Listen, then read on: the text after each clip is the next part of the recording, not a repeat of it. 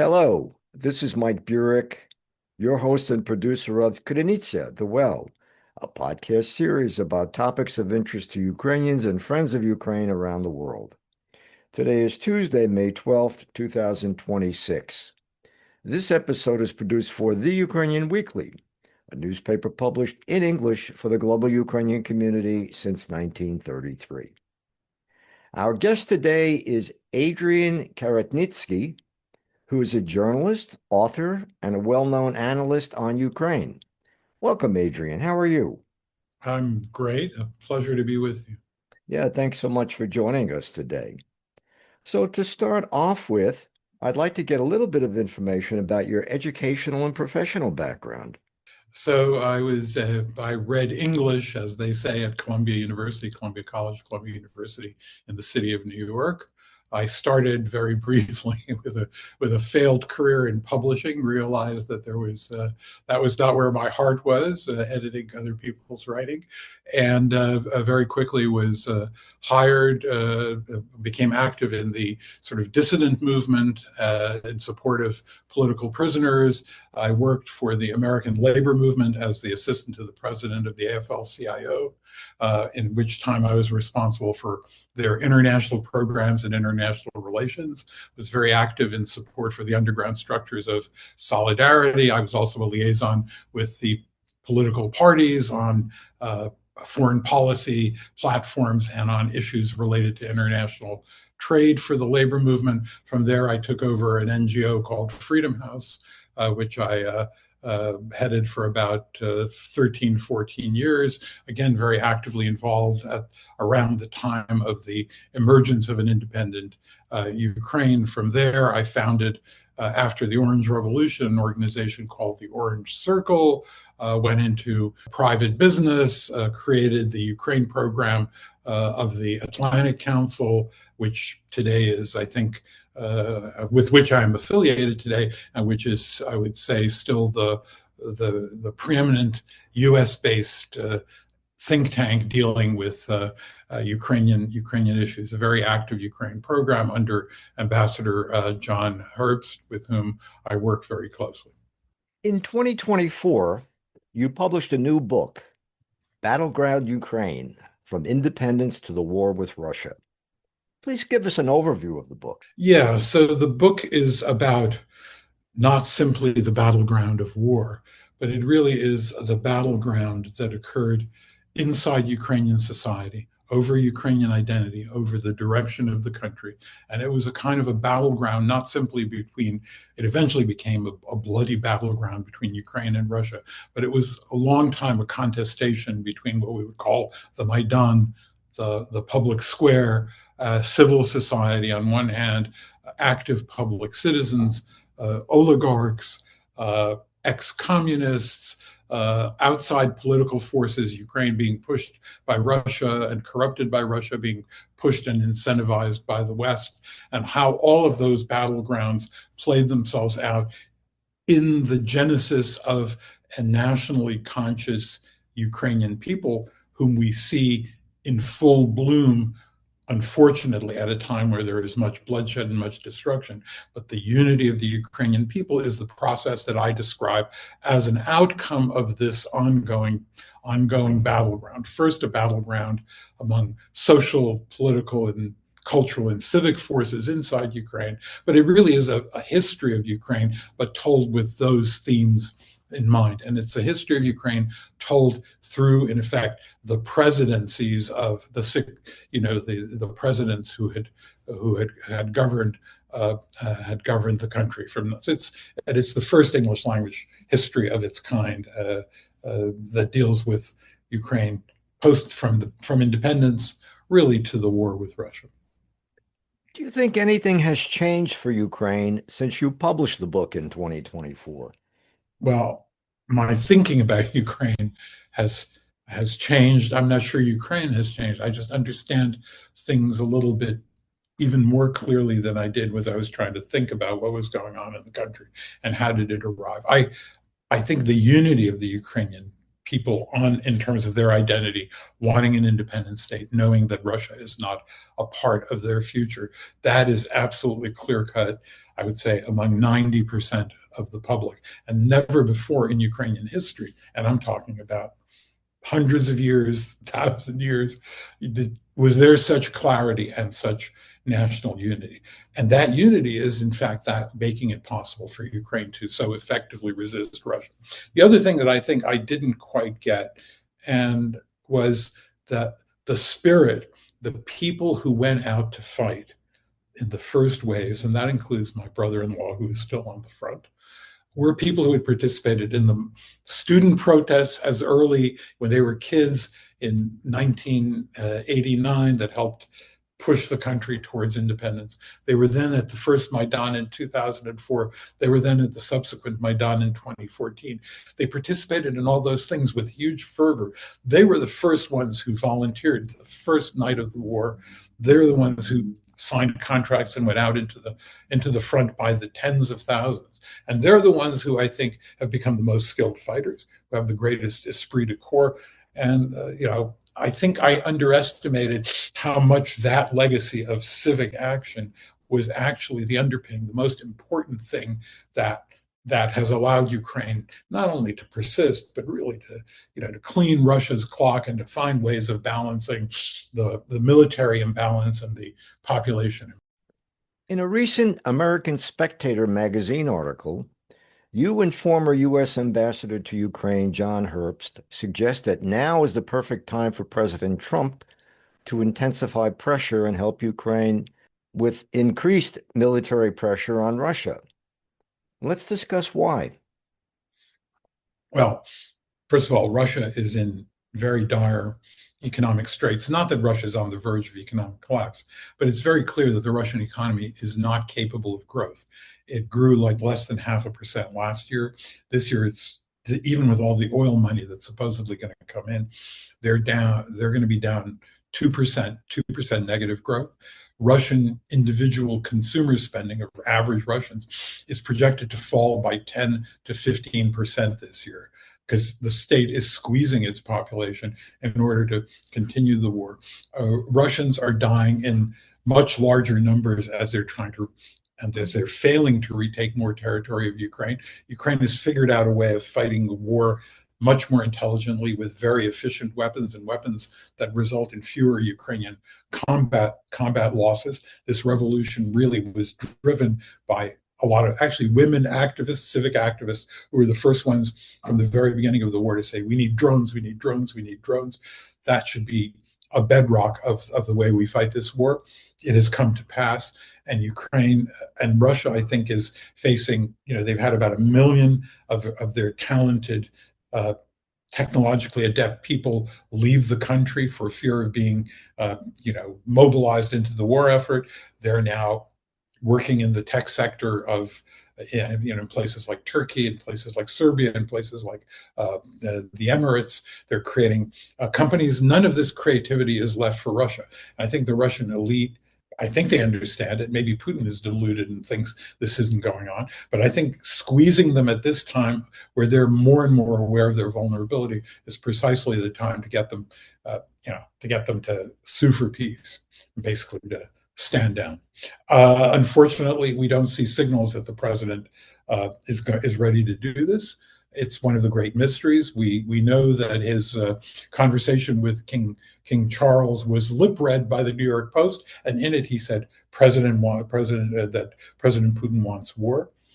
So he's aware that this idea that he's aware of who the obstacle is, and yet in his public pronouncements he puts a lot of pressure on Ukraine to give up territory, which is politically untenable and I would say immoral, given what how much suffering and how much blood and treasure the Ukrainian people have given the war effort. But I do think that this is the right moment. If they don't do it, I think Ukraine is doing a lot of things to exert that kind of pressure. But if the U.S. really came on board and Ukraine had the long range ability to strike and hit the infrastructure that serves the military machine in Moscow and the military technological machine in St. Petersburg, and to have them feel the same the same effects of war that the population of Kiev has felt through these several winters, that would make a big difference, and I think that would bring about peace. So, what's happening with the Russian economy at this time? Do you think the Russian economy has enough fuel in it to continue the war for another year or two? Yes, the Russian economy has enough fuel to continue the war for years, but what Russia is the real calculation is the younger generation of ambitious Russian leaders who are nationalists and imperialists and will continue to be in the years ahead. Are they willing to continue, in effect, a failed forever war, to use American parlance, which will drain and sap the energy of Russia, its ability to be a competitive society, and Russia's ability to be a major world player. Russia, if you read the Russian newspapers more than the TV media, which are just beating the drums, but the print media are where, and even they're all pro-government, they're all pro-Putin, but you see a much more honest discussion of where the economy is, and in their assessments, they're talking about the idea that Russia not only cannot produce and compete in the new high-tech AI economy, they can't even produce prototypes to compete. They can't even do the initial putting together of products, ideas to generate capital investment and income. So Russia is falling way behind, and as the AI revolution is going to take Europe forward, including with some Russian technical assistance of these Russians who have emigrated. And Ukraine is going to move forward because Ukraine is now deeply engaged in joint, certainly military, technological activities with the Scandinavian countries, with Germany, and that is only accelerating as Europe realizes that Ukraine has a lot of smart people that can contribute to all sorts of aspects of the economy. I think this is the Russians are going to be falling further and further behind. Yes, they have enough money. Yes, they could always, the Chinese could spot them another few $100 billion of credits to keep the war going, and China may well do that. But the point is, none of that is going to change the fundamental thing that Russia is declining as a power. Russia's influence is declining. And we see it in what happened in Hungary in some sense. That we see it even in this guy Fico, the Slovak leader, who had a very still goes to see Putin, but had a very cordial discussion with President Zelensky and said, we're for you joining the EU. We see it in Armenia slipping away from Russia and Putin threatening its leadership with some form of retaliation. And it hosts President Zelensky, and it hosts the people that the Russian press say are our hated enemies, the French, the British, et cetera, et cetera. It hosts them at its own congresses, where only 5 years ago it was a cog, an ally in the Russian, allegedly in the Russian, military and security and economic, sphere of influence. So as this reality and of Russian slow growth, no growth hits deeper and deeper, I think there will be some discussion within the elite. You have a generational problem in Russia. Most of these guys who are sending young men to die are in their mid 70s. They're all of the same generation as Putin. There's a lot of younger people in the military sector who, as I say, they're imperialists, but they're not taking part in the gravy train. It's the super billionaires and the corruption is this generation that came into power with Putin, and these other people are not really participating in it. So I think there will be some pressure. I don't think it's going to be a civic movement. The Russians have been pretty docile, and of course the system of repression is pretty strong. But I do think that Putin is definitely worried about this, and that is one of the reasons why his recent comments about this thing may be winding down or winding up may not just be a tactical move. There may be a serious assessment within the Russian inner circle that the war is not just costing them the lives of their people, their soldiers, they could care less, but it's actually costing them their ability to keep up with the West. They like to say Europe is backward, but Europe is still Europe is growing at a low growth rate, but it's growing faster. It's growing faster than Russia. Russia's headed in the other direction. And everybody believes that AI will be a huge AI and robotics will be a huge breakthrough. Russia is not present. It's not part of the conversation. Adrian, unfortunately, we're just about out of time, but I do have a final question. What do you think it will take Ukraine to win the war with Russia and secure a lasting peace? Yeah, well, I think that more of the same. I think that the revolution in military technology that has occurred, and it may not be long lasting because there may be some new solutions and so on, but at least for the next few years, I think Ukraine has figured out how to keep the Russians at bay, how to exert far more costs from them. I think that the economic cooperation that is happening between Ukraine and Europe, where the money that's invested, I think we all know, I don't want to call it a scam, but the reality that under the previous administration, huge amounts of money were said to have been spent on Ukrainian armaments. But the reality was they were selling them 20 and 30-year-old weapons and pricing them at their replacement value. So think of it this way. It's like you have a 25-year-old Ford and you're buying a new one today, and you're saying that you're giving someone a 35,000 or a $40,000 car, or you're buying a spanking new Mercedes and you're selling a 30-year-old that has 200,000 miles on it, and you're telling this guy that you're giving this old Mercedes to that is going to need a lot of maintenance, maybe even need spare parts and reconfigured from other Mercedes that Ukraine is being given. And you're saying we're giving you these huge amounts of assistance. Actually, a lot of that assistance was just inaccurately priced. The level of its efficiency, the fact that a lot of those weapons didn't work and had to be cannibalized from other pieces. So you got 100 howitzers, but only 30 of them worked, and you had to piece together another 20 from the remaining 70. That's how aid worked. But in the eyes of many Republicans and Donald Trump and MAGA voters, there was a kind of an image created that we're just spending these huge amounts of money. Now Ukraine is efficiently getting money to build its own weapons, to build its own technologies, to do it jointly with the Europeans. They're doing it much more efficiently, much more quickly. So I think all of those things are what can bring about victory. And what I think victory is a consolidated, independent state, extremely well armed, well integrated, into the European defense and security structures and into the democratic world's security structures, and in working in close cooperation to help Europe rearm and rebuild and meet the Russian threat. That will be the victory, not reclaiming destroyed territory, but consolidating on a huge territory that still remains in Ukrainian hands to rebuild a very substantially damaged country, damaged psychologically, damaged culturally, damaged economically. But I think Ukraine has proven its resilience, both on the field of combat and in the field of innovative technologies.